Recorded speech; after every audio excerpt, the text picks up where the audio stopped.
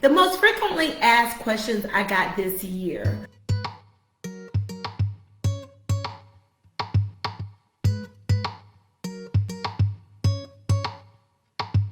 One I got this morning was about buying a home. Or selling your home, because it's a seller's market and a lot of people are selling their homes.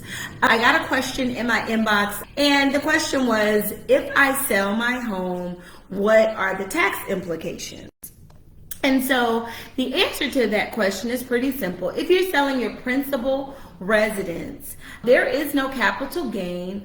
For single people, if you profit $250,000, for married people, you get to double that to $500,000. So if you sell your home and you're married and the profit ends up being $500,000, that's $500,000 tax-free. If you're single, it's $250,000 tax-free.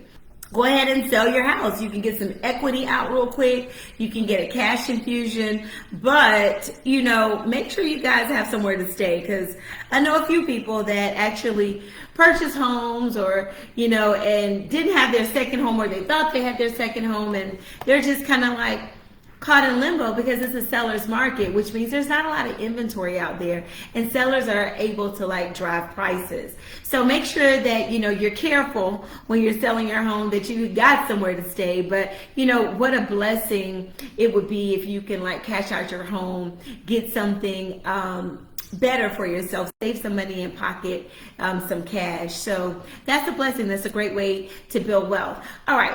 Another frequently asked question that I get is when people owe taxes, they're like, well, is there anything else I could do? I should make that the next 9 questions that I get asked. But I'm always asked, well, what else can I do? Let me give you guys, let me step back a minute. Let me tell you how I look at taxes, right? And I wish that I had a form in front of me to show you guys, but maybe I'll do it on the replay. We'll add the actual form on here. But when I'm looking at taxes, I look at total income. Then I look at your Schedule A, itemized deductions. Can you itemize? And just so you guys know, itemized deductions are pretty easy to remember. Out-of-pocket medical costs that are over a certain amount. Don't worry about what that is. But if you have significant out-of-pocket medical costs, then you should sum that up and give it to your accountant. Property taxes, intangible taxes, state income taxes you pay via your W-2. Those items add up to come up to your itemized deduction. And then we have mortgage interest and charitable contributions. Those are the top ones, right? You add all of that up, and if it's greater than the standard deduction, which for married couples is $24,000 and a couple of hundred, and for single people is $12,000 and a couple of hundred, and then for head of household, meaning head of household is, if you have dependents, it's $18,000. So if we add all of that information up, or add all those numbers up, and the number is greater than what I called out for which category you fall in, then you should be itemizing. Other than that, most people are itemizing right now because with the new tax law, they pretty much doubled the standard deduction. Well, they more than doubled the standard deduction. So a lot of people, especially if you're late stage in your home, you're almost done paying off your home, you're just not going to have a lot of mortgage interest. And then especially with it being Corona, some people just didn't give as much. But one of the hacks that I have for you guys who normally give, and you still want to give, but you want to make sure that your giving is generating you a tax deduction, then how about this? How about you double up your gift, right? Meaning, if you normally give an organization $1,000 a year, why not give them $2,000 every 2 years? What that does for you is that allows you to double your deduction, and then every other year, maybe you itemize, and then 1 year you take alternating years. 1 year you take the standard deduction, which for married couples is $24,800, and then the next year you just double up on your charitable, and then your charitable will take you over the $24,800 plus your mortgage interest plus your state taxes. If it's going to take you over $24,000, then Why not just take alternating years and then use your savings account to give to charity, or use what I call the taxes and savings account. The taxes and charitable contribution saving account is where you pretty much store up the money that you're going to use to save on your taxes. All right. So that leads me to the other question that I get. I think I'm on number 3. The next question is, how much can I give in charitable contributions? And so often I'll go, okay, what are your charitable contributions? And then people will go, well, how much can I give? And I'm always like, as much as you gave.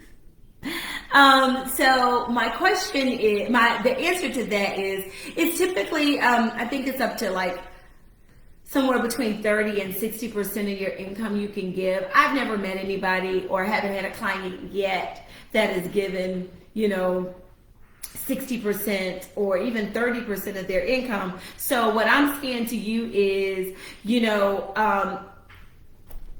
whatever you feel comfortable to give, or whatever you're able to give, make sure you give that. Let me know if you got any questions in the comment, guys. While I'm here, I'm giving you my top questions this year during tax season and the answer that I gave. Now, I also get quite a few people approaching me, small business owners that are in the process of buying a home. And so they're like, the question is, after their taxes are done, it's like, can I qualify to buy a home? Or can I qualify to buy a car? And I'm like, okay, it depends on how much home and how much car you're trying to buy.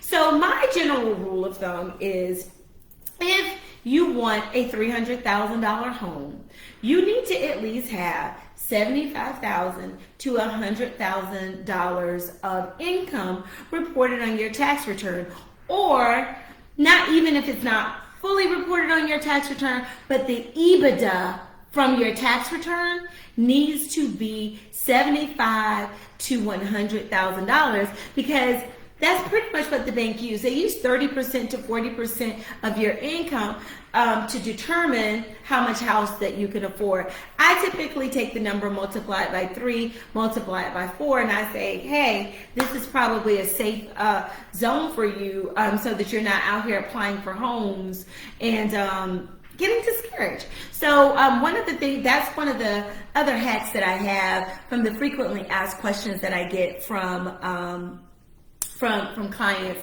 and taxpayers. Okay, the other question I get is, well, can I just file an extension and then is that going to give me more time to pay my taxes? The answer is no. You can file an extension. It's going to give you more time to file your taxes. It's not going to give you more time to pay your taxes. So you guys, you got to make sure that you have your taxes paid by the first tax deadline. You got to make sure you have your taxes filed by the second tax deadline. The reason why I'm using the terms first and second tax deadline right now is because over the last 2 years since the pandemic, the IRS has been pushing the tax deadline date. The first tax deadline is usually April 15th. The second one for personal is usually October 15th. Now, that brings me to my next question. When is the business tax deadline? If your business is an S corporation, then your tax deadline is March 15th, people. March 15th. And if you have an approved extension, then you have until September 15th to file your taxes. So when is the tax deadline if I got an extension? It is 6 months out for businesses, which is September 15th, 2021 for businesses, and October 15th, 2021 for personal. All right.